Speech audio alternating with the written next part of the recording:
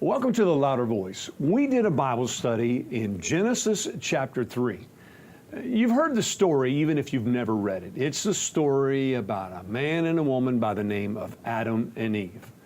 Well, it depends on who you're hearing the story from. It certainly is different if you read it. If you hear it from a man, you might hear something like this. Well, it was all Eve's fault because she's the one that tempted her husband into eating the fruit. If you hear from a woman's point of view, you might hear something like, why didn't he intervene and try to put a stop to it? Well, there's a lot of different takes on it, but again, you've probably heard it.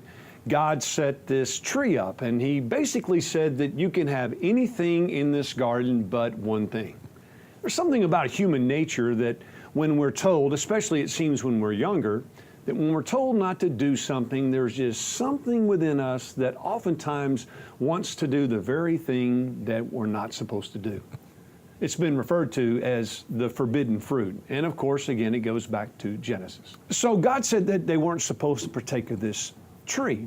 And the enemy, which oftentimes is represented as a snake, comes in and says, well, hey, really, it's not that big of a deal. Go ahead and partake of the fruit. The only reason why God didn't want you to partake of it to begin with is because if you do so, you'll be like him. You'll have all the knowledge about good and evil. Well, Adam comes along and Eve offers the fruit to her husband. And when it's all said and done, it really doesn't matter who initiated, who capitulated, because at the end of the day, they both broke God's law. And of course, there was great consequence for that. The consequence for the woman was going to be that she was going to have travail. She was going to have pain and childbirth, which wasn't God's initial plan. For the man, he was going to have to spend his life in toil. Well, again, you're familiar with the story. And as we were going through it, and actually one of our team members, who's a female, led the Bible study.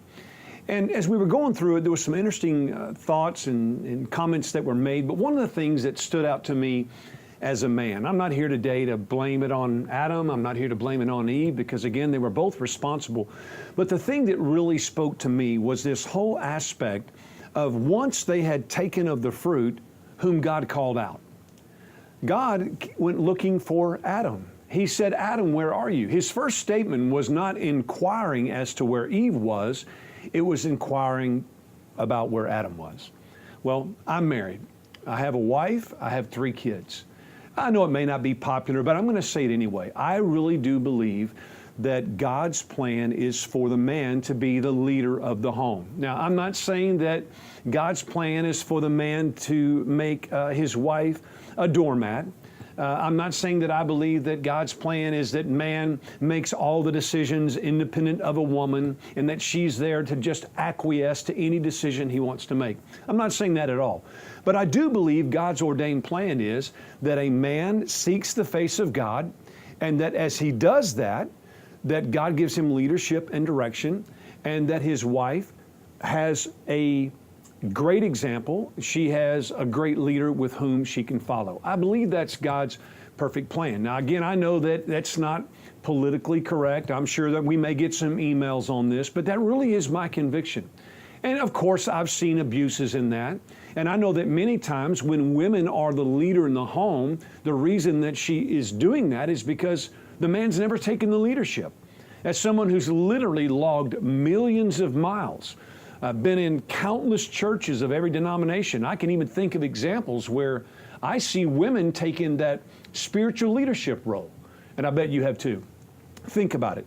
When you go to a church service and you see kids there, but one of the parents is gone, almost always, yeah, you guessed it, it's the woman taking the kids. It's usually the man that's not there, because he has not taken that spiritual leadership role.